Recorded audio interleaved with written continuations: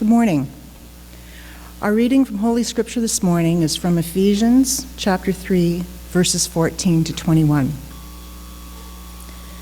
For this reason I bow my knees before the Creator, for whom every family in heaven and on earth takes its name. I pray that according to the riches of God's glory, God may grant that you may be strengthened in your inner being with power through the Spirit, and that Christ may dwell in your hearts through faith, as you are being rooted and grounded in love. I pray that you may have the power to comprehend with all the saints what is the breadth and length and height and depth, and to know the love of Christ that surpasses knowledge, so that you may be filled with all the fullness of God. Now to God, who by the power at work within us is able to accomplish abundantly far more than all we can ask or imagine.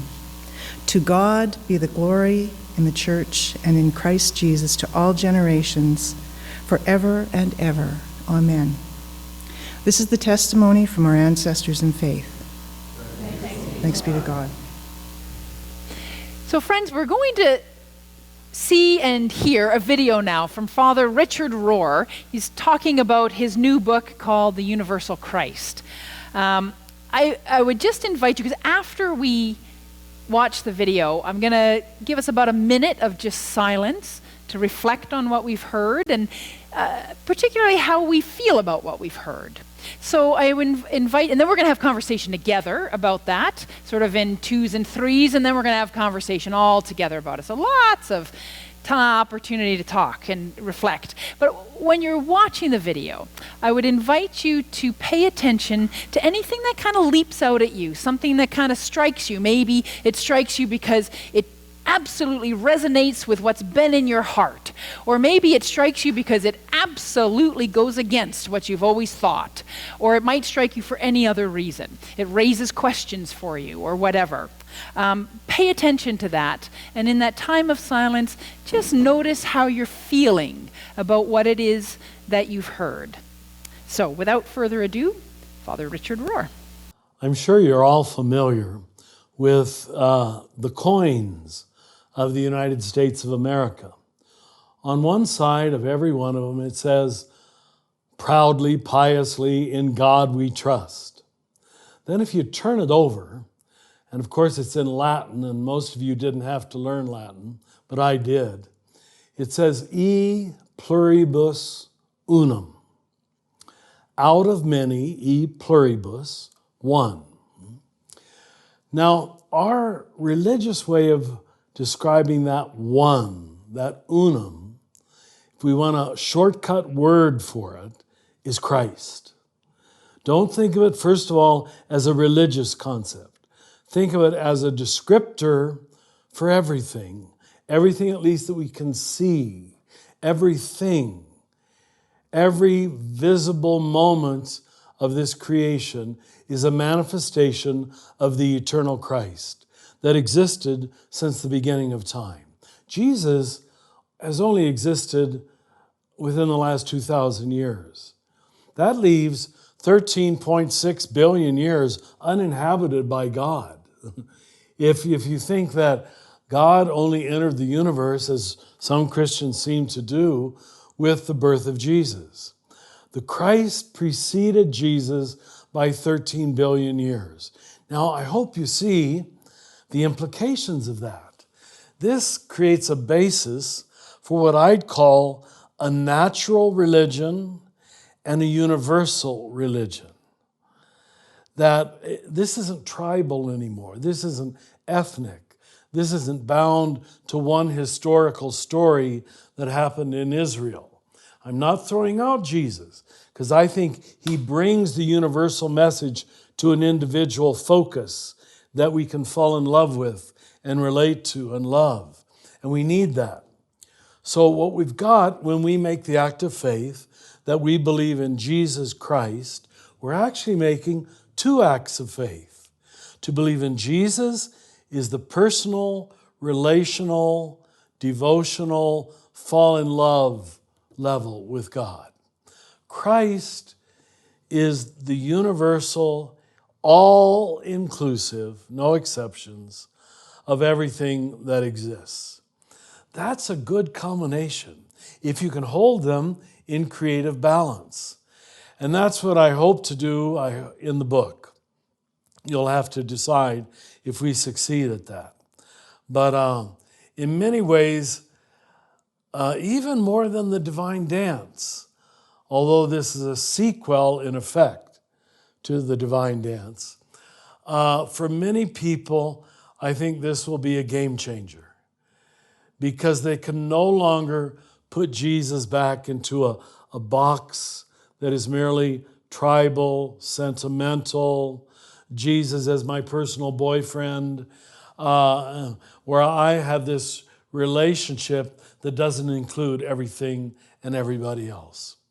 So when I titled the book, although we argued about it for over a year with the publishers, we call it Another Name for Everything, separating every and thing. Almost to help people make the point that we're talking about physicality, materiality, that this physical universe is the first incarnation, the first manifestation, or as the early Franciscans said, my own community, the first Bible. I know that's shocking to those of us who think the Bible was just written 2,000 or 3,000 years ago, and it only started being printed 500 years ago.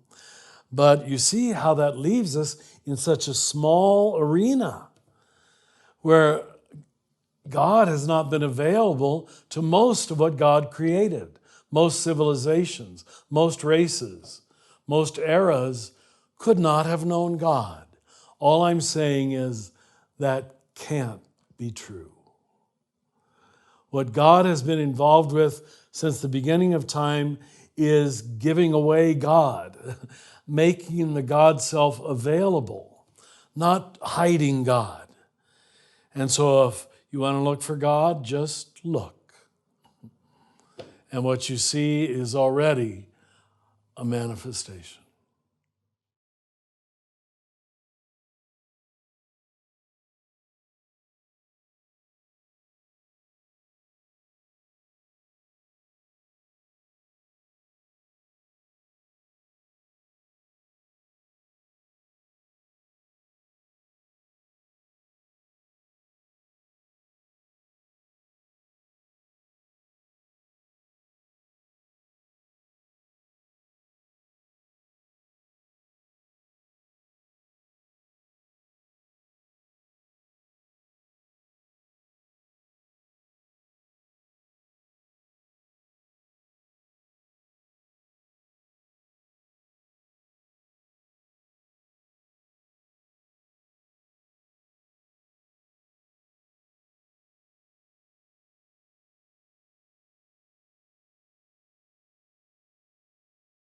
And now I invite you to turn to the folks who are sitting around you, and if you're not sitting right near somebody, then you might have to shift your position a little bit so that you can have some, conversations of 2 or 3 or maybe 4. You can discuss the questions that are up there. How have Richard Rohr's words challenged you, or what do you find hard to accept, or how is what he's saying connecting with your own experience? But it might be something else that you want to talk about related to what you've just heard. So just have some conversation together. We'll let that happen for a bit, and then we'll come back to the whole group.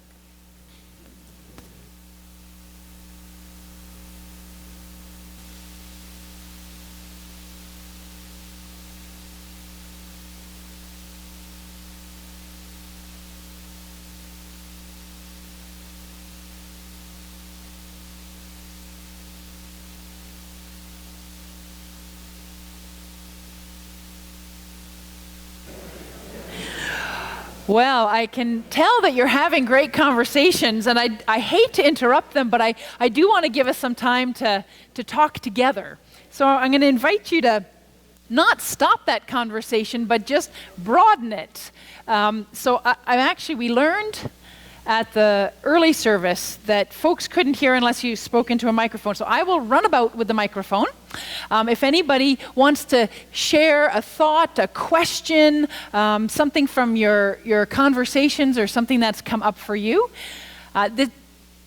just lift it up. You have microphone, so I'm not worried about you. You got to put your hand up, though, so I know that you got... Yes.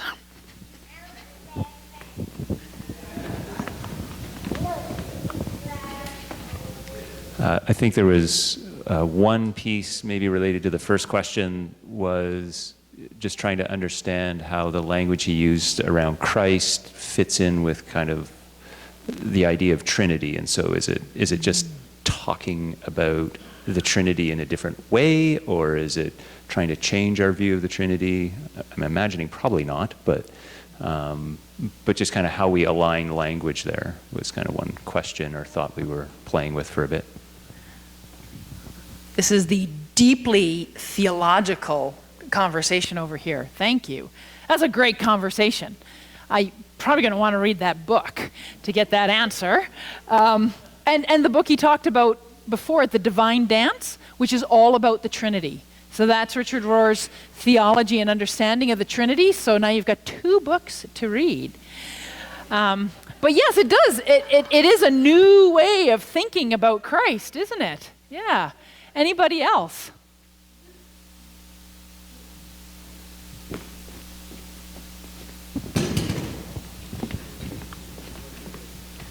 Thank you. I like the idea of God in everything, seeing God, that God didn't just come with Jesus, sort of. I guess I have some questions around Christ, as I understand it, is the Greek word for Messiah, is a Greek translation. Anyone? And so when we use the word Christ, that's very much tied up with that early theology and with the Christian and Jewish tradition. So what does that mean with the universality of it all? That's interesting. Another great question. And just to further the reflection on that, my understanding is that that's absolutely, Christ is the Greek word for Messiah, and Messiah is the Hebrew word that means the anointed one. So what does that do? Savior, too? We associate that with saving. Or maybe that's later. Okay. Right. So yes, it does. It lifts up questions about, so where is Jesus in this? How does Jesus and Christ go to that? How do we do that, holding them together in balance that he was talking about? Yeah. Great questions.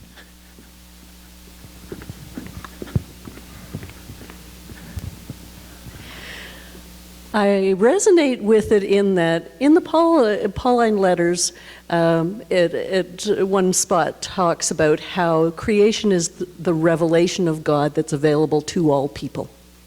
Mm-hmm. So to think about it as almost first manifestation, I wouldn't particularly say incarnation, I guess. Where I have my wonderings is around certainly the Christ language, but also to say we are a manifestation of God and God works through us is different than saying we are God. Oh, yeah. And that's the edge that to me gets confused in that. To say all parts of God's manifestation, the creation are important and all people have intrinsic value. No problem with that part. Awesome, thank you. Great. Yes, there's a theological distinction. I'm going to throw some little Greek words at you. You've heard of pantheism, right? God, everything is God, right? Pantheism. And there's a concern. It's like, is he sort of suggesting that pantheism, like we're all God? And I happen to know that he said on this video, because I shortened it, at one, he says, now this is not pantheism. He says it's panentheism. And panentheism, another Greek word that means God in everything. Not everything is God, but God is in everything. So everything is infused with God. so part of God, but not the totality of God. So I'm not God, but I'm not separate from God. I'm not other than God, but I'm not God. You're not God. You're not God. Collectively, we are all part of God, but we are not God. But we're not other than God either. So really important distinction there. That's right. And how do we, as we think about what does that mean for us, that we are infused with God, not separate from God, but we're not God either. Great. Thank you.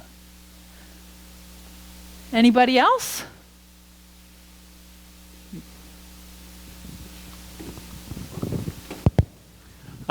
Well, I thought his message, there was an underlying text to it, and that was addressing the exclusionary sort of tribal currents that are running through our society now, because the message I took from it was one of inclusion rather than exclusion. He mentioned tribes a couple of times, and I think that that's an important message, the fact that humanity all have God within them.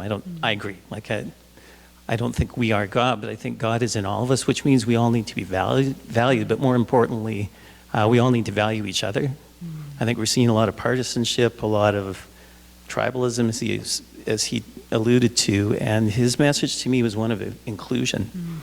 And to me, it wasn't new in terms of the span of time, because I think, unless you're a very literalist, I think we've always, in the United Church, thought of Genesis as reaching right back.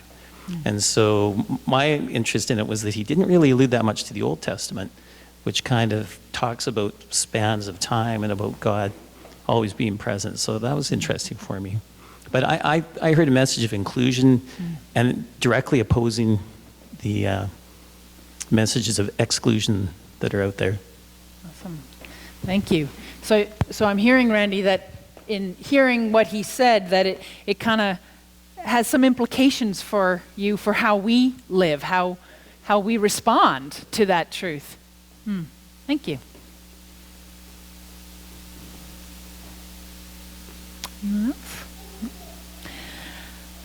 Well, thank you. Thank you for engaging that and questioning it and pushing back on it. There was I'm pointing over here because Pat Stewart was sitting over here, and her first comment was, I think we should do a book study on that book.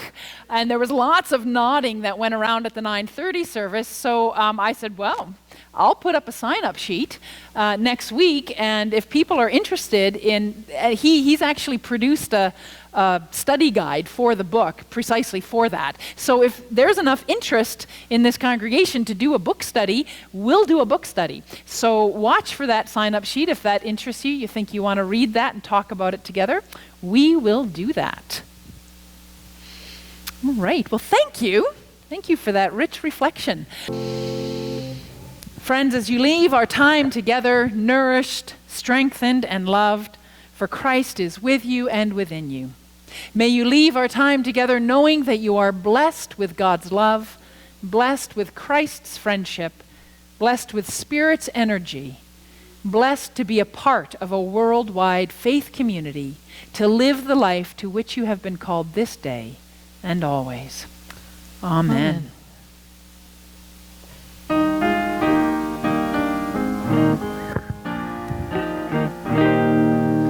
May the God of peace and of all good, may the God of peace and of all good be always with you. Amen. May God's peace be with you.